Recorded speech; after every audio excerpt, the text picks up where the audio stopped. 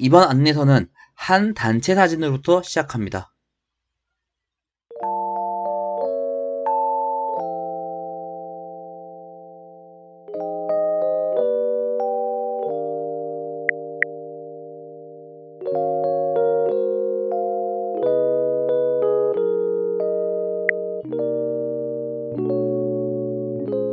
1927년은 물리학사에 있어 굉장히 뜨거운 논쟁이 있었던 해입니다.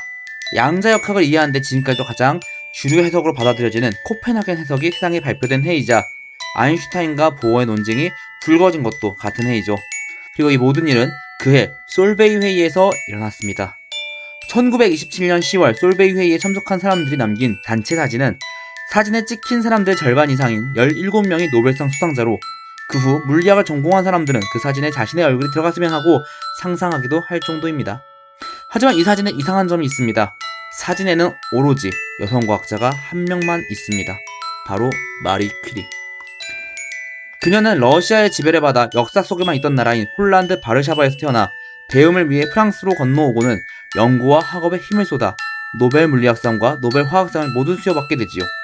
마리 퀴리와 그의 남편 피에르 퀴리는 사후 1995년 성소 팡테온으로 옮겨지게 되는데요.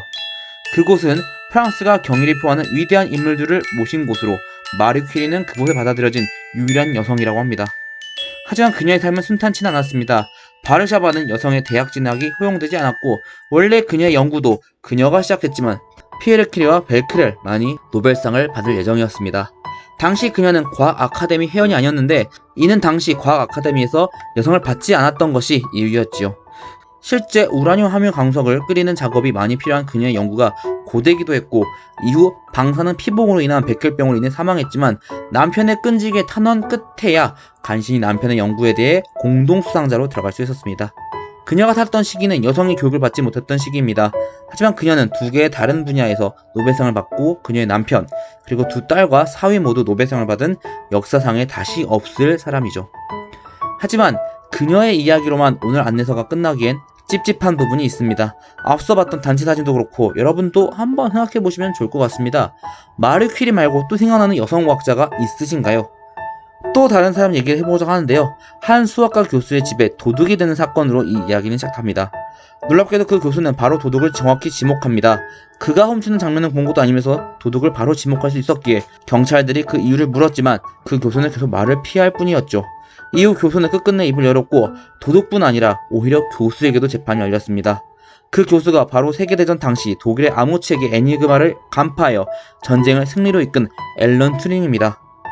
그는 난공불락이었던 애니그마를 단순히 해독할 수 있는 논리기계를 설비하고, 또 이를 통해 세계는 물론 독일군마저 풀 수 없으리라 생각했던 군사기밀들을 풀었죠. 얼마나 이 암호체계가 복잡했던지 독일군은 암호가 풀리리라는 생각은 못하고 스파이를 의심했다고 하는군요. 이렇게 전쟁을 승리로 이끈 그였지만 사회적으로는 가려졌습니다. 전쟁에서 애니그마를 간파하기 위한 모임 자체가 기밀이기도 했습니다만, 그가 남들과는 다른 사랑을 하고 있었던 것도 한몫했지요.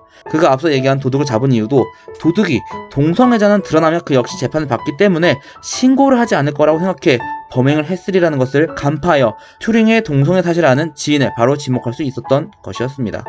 그는 동성애가 드러나면서 음란행위 혐의로 호르몬 요법을 2년간 받고, 교수로서의 명성은 뛰어나나 동성애, 소련에 대한 함정수사, 스파이 혐의 등 여러 논란들이 그를 감싸던 중에 청산가리가 든 사과를 먹고 스스로 삶을 끊게 되죠.